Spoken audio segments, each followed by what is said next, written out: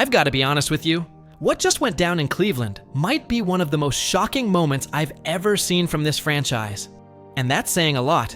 Because when you followed the Browns as long as I have, you've seen drama. You've seen chaos. You've seen quarterback controversies. But this felt different. Shedeur Sanders didn't just leave practice early. He didn't just slam a helmet, curse under his breath, or storm out of a meeting like frustrated players sometimes do. No, this man gathered his things, walked straight out of the Browns facility, got in his car, and drove away while his teammates stood there in stunned silence. No explanation, no warning, just gone. And the look on those players' faces told the whole story. They knew this wasn't some rookie tantrum. This was a detonation. Now let me paint the scene for you. It all started during the morning offensive installation, one of those routine meetings where they go over packages, scout team looks, situational calls. Nothing unusual until Kevin Stefanski pressed Sanders on his execution of a third down. Set. Words got exchanged. Voices started to rise. And then, in front of the entire room, Shedeur stood up, ripped off his wristband playbook, and said 4 words that hit like a sledgehammer. "I'm done with this." He walked straight out. Stefanski chased after him into the hallway, shouting for him to come back, demanding that he return to the meeting. But Sanders didn't look back, didn't break stride, didn't acknowledge the man who holds his career in his hands. And this wasn't just tension anymore. This was open rebellion. I've talked to people who were in that building, and they said they've never seen Stefanski like that. This is a guy known for calmness, for measured tones, for keeping things professional. But behind closed doors, he exploded.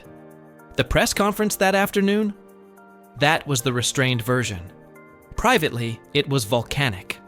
Expletives flying, voices cracking, his hands shaking with rage. One assistant told me, "In 20 years of coaching, I've never seen Kevin lose it like that."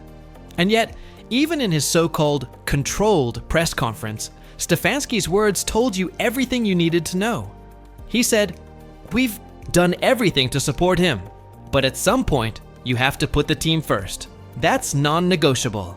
Translation: Sanders crossed a line you can't uncross. That wasn't disappointment speaking, that was betrayal. When reporters pressed him on what exactly Sanders' grievances were, Stefanski snapped, "We're talking about professional football, not therapy sessions." His voice climbed as he said it, his knuckles white as he gripped the podium. That wasn't coach speak. That was raw fury spilling out for the world to see. And here's the bigger issue. This confrontation wasn't born out of thin air.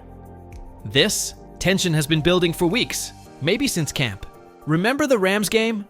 Shedeur went out there, threw for 70%, put up 3 touchdowns, and still, Stefanski tore into him in the film room, highlighted every single incompletion, every misread, every adjustment he didn't call, while glossing over the positives. Players noticed. Some of them felt like it was personal, like the coach was nitpicking Sanders while protecting everyone else. And it didn't stop there. Even after ownership made it clear that Sanders was supposed to be the franchise guy, Stefanski kept splitting reps, sometimes even giving journeyman veterans more time with the first team than Sanders. To a young quarterback trying to establish himself, that's not just frustrating. That feels like disrespect, like you're being set up to fail. Then came the post-game comments after the Rams loss. Stefanski didn't say Shedeur's name, but everyone knew who he was talking about. Young quarterbacks must learn. Winning requires more than individual stats. Leadership means accepting responsibility, elevating teammates, sticking to the game plan. That was a direct shot, and Shedeur knew it. Sources say he watched those clips over and over, stewing, feeling like he was being scapegoated on a national stage. So when he stood up this morning and said, "I'm done with this," that wasn't about one meeting, that was about weeks of friction finally boiling over. And the fallout? Immediate chaos. Teammates chasing him into the parking lot, calling his phone, stunned at what they were watching.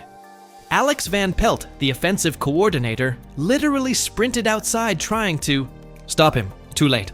Inside, Stefanski gathered the team and delivered what one source called a scorched earth speech. He told the locker room, "If you can't commit, get out. We're moving forward with or without you." But here's the problem. The locker room is already split. Some of the wideouts, the guys who've built chemistry with Sanders, are furious with Stefanski. At least one receiver straight up confronted the coach, asking how his decisions led to this mess. The O-line, normally Stefanski loyalists, are torn between backing their coach and protecting the guy who's supposed to be their future. One veteran summed it up perfectly. Half the locker room is with Kevin. Half thinks he's lost the plot completely. And then, like wildfire, it hit social media. Within minutes, Shedeur Sanders was trending nationwide. Fans were at each other's throats. Some saying Stefanski needs to be fired immediately. Others praising him for standing his ground. Shannon Sharp blasted Stefanski, saying he just fumbled away Cleveland's future. Skip Bayless fired back, applauding him for not bowing to rookie entitlement. The discourse is toxic, and it mirrors exactly what's happening inside that facility. Now, don't forget ownership's role in this. Jimmy Haslam personally staked his reputation on drafting Shedeur Sanders. He called him the future of the franchise. And when he found out Sanders had walked out, witnesses say Haslam went ballistic. He was on the phone with Stefanski, screaming, demanding answers, reportedly telling him to fix it immediately or face the consequences. So now Stefanski isn't just battling his quarterback, he's battling his own owner. And poor Andrew. Barry, the GM? He's stuck in the middle of this firestorm. He pushed for Sanders, he backed Stefanski's culture, and now both are colliding head-on. One front office guy said Barry looked like he aged 5 years in 5 hours, trying to put out fires, calling Sanders' reps, talking to Stefanski, calming down ownership, and handling media spin. But here's the kicker. Sanders is still under contract. He can't just quit without consequences. If he refuses to return, the Browns could fine him, suspend him, even go after guarantees. But do that, and you destroy the relationship forever. Cave in completely, and Stefanski's authority evaporates. No matter what, this is catastrophic. I've been covering this league for a long time, and I've seen dysfunction. I've seen locker rooms fracture. I've seen coaches lose their grip. I've seen quarterbacks flame out. But what's happening right now in Cleveland? This is something different. This isn't your standard rookie quarterback frustration storyline. This isn't even your normal front office drama. What we're witnessing here feels like the complete unraveling of an organization in real time, and it's happening so fast that the league can't take its eyes off it. I mean, think about this. When your own defensive coordinator, Jim Schwartz, is reportedly telling his staff, "Just prepare like normal while everything burns around us. You know things are spiraling." That's not a rallying cry. That's gallows humor. And then you've got special teams coordinator Bubba Ventron half joking, "Well, at least the punt team doesn't have drama." That's the tone in the building right now. Coach is trying to laugh because the reality is too devastating to process. And make no mistake, the rest of the NFL is watching this like it's some kind of horror movie. League executives, GMs, scouts, they're fascinated and horrified at the same time. One NFC general manager flat out said, "This is why quarterback evaluation isn't just about arm strength or 40 times. You're drafting personalities. You're drafting people." Another AFC executive? He didn't hold back. Cleveland's making every mistake possible. It's almost impressive how badly they've mismanaged this. That's how bad it looks from the outside. The Browns aren't just struggling. They're becoming the cautionary tale for the entire league. And here's the real kicker. Players across the NFL are paying attention. They know exactly what's at stake here. Because if Shedeur Sanders actually pulls this off, if he forces organizational change by literally walking away, that sets a precedent the league has never seen. Rookie leverage at a level that changes the entire landscape. But if Kevin Stefanski somehow holds the line, if he keeps his authority intact despite ownership's obsession with Sanders, then it swings the other way. Then it's about coaching, autonomy, and a message to every rookie. The coach runs the show, and you can feel that divide in real time. I mean, one quarterback from around the league actually texted Sanders, "Stand your ground. Don't let them break you." Meanwhile, another veteran texted Stefanski with the opposite message, "Stay strong. You can't let the inmates run the asylum." That right there tells you this isn't just a Browns problem anymore. This is becoming a league-wide philosophical battle about authority, about respect, about power dynamics in football. Behind the scenes, it's ugly. Sanders' agent is reportedly demanding a guaranteed starting job, more say in play calling, even a public apology from Stefanski. The coach? He fired back with his own ultimatum. Sanders comes back immediately, apologizes to the team, and accepts whatever role the staff gives him. That's the standoff. Two sides, both completely entrenched, and no middle ground in sight.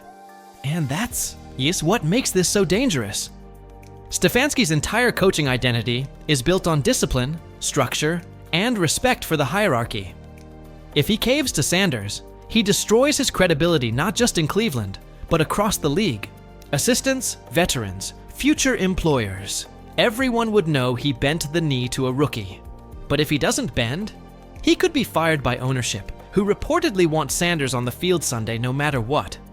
It's an impossible choice. Protect your principles or protect your job. Meanwhile, Sanders isn't budging either. Think about it. This kid was a 5th-round pick. He's carried the chip on his shoulder from day one, proving doubters wrong, clawing his way into a starting opportunity. Every criticism hits him harder because of the way people talked before the draft. Every limited rep in practice feels like disrespect. For him, walking away isn't just about drama. It's about saying, "I deserve better. I will not accept this treatment." If he comes back without change, it feels like he's admitting Stefanski was right all along. That's a blow to his pride, to his entire narrative of proving people wrong. And let's not forget the fans. The reaction out of Cleveland has been wild. Younger fans, they're mostly siding with Sanders, seeing it as a fight for player empowerment. The older, more traditional fans, they're backing Stefanski, saying football has always been about discipline and structure. That generational divide isn't just about football. It mirrors broader cultural tensions about authority and power in society itself. Cleveland's quarterback controversy has turned into a referendum on values bigger than the game. And the media? Oh, the media is loving this. Reporters have swarmed Cleveland like vultures circling a carcass. ESPN, Fox, NFL Network, they've basically set up permanent camp. Every scrap of information, every rumor, becomes breaking news. One insider even admitted, "We're guessing half the time, but controversy drives engagement." This story's gold. That's where we're at.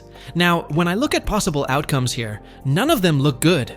Maybe Sanders and Stefanski make peace behind closed doors and come out pretending it was all a misunderstanding. Maybe Stefanski gets fired on the spot and Sanders comes back as the triumphant starter. Maybe Sanders gets shipped out of town and the Browns hit reset again. Or maybe this drags on and the season completely implodes before October even arrives. Whatever happens, the damage is already done. Trust is shattered. Chemistry is broken. The Steelers are literally game planning around Cleveland's dysfunction, telling their defense, "Stay patient. They'll destroy themselves." And inside that building, survival mode has kicked in. Assistants updating their resumes, players quietly wondering about trade requests, executives documenting every decision to protect their reputations. The team concept? That died the second Sanders walked out. Everyone is looking out for themselves now. For Sanders, the stakes couldn't be higher.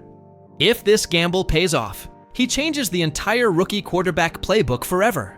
He forces change. He asserts leverage. He proves he won't be disrespected. But if it backfires, he'll wear the label of problematic for his entire career. Difficult, immature, uncoachable. There's no middle ground here. His reputation will be branded one way or the other. And Stefanski? This is his career-defining moment too. If he backs down, he'll never be respected again. If he stands tall, he could lose everything anyway. Word is, he told people close to him, "I'd rather get fired with integrity than survive by caving." That tells me this is his last stand, no matter how it ends. But let's zoom out for a second, because this isn't just about Stefanski or Sanders. This is about the Browns as a whole. For decades, they've had talent, they've had potential, and yet somehow, dysfunction always finds a way. New names, new coaches, new systems, same broken DNA. Something fundamental inside this organization just refuses to allow stability. Until that changes, it doesn't matter who the quarterback is. Disaster is inevitable. And here we are, late August, and the Browns season already feels lost. A quarterback walkout, a head coach on the brink, an owner meddling at every turn, fans divided, media swarming, rivals circling like sharks. This isn't just a quarterback controversy anymore. This is organizational Armageddon. The truth? Somebody's getting fired. Maybe it's Sanders via a trade. Maybe it's Stefanski. Maybe it's everyone. But the scars will be permanent, and the damage already ensures 2024 is another wasted year in Cleveland. Another reset, another failed rebuild, another chapter in a book the league has read too many times. The Browns are giving the NFL a masterclass in self-destruction. And as grim as it is for Cleveland fans, the rest of the league is watching with a mix of horror and relief. Because they're just grateful it isn't their team caught in this storm.